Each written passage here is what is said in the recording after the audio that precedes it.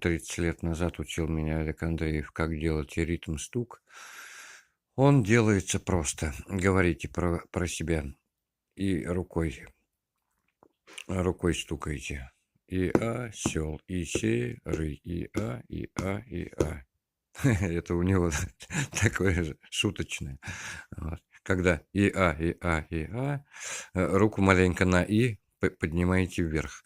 То есть, когда вы читаете, вот, например, текст, да, вот, бросаете осел, и серый, и.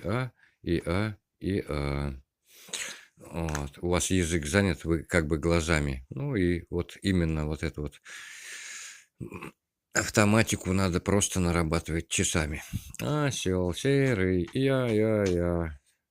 Шилин, осел, я. Вот. Потом другой ритм покажу.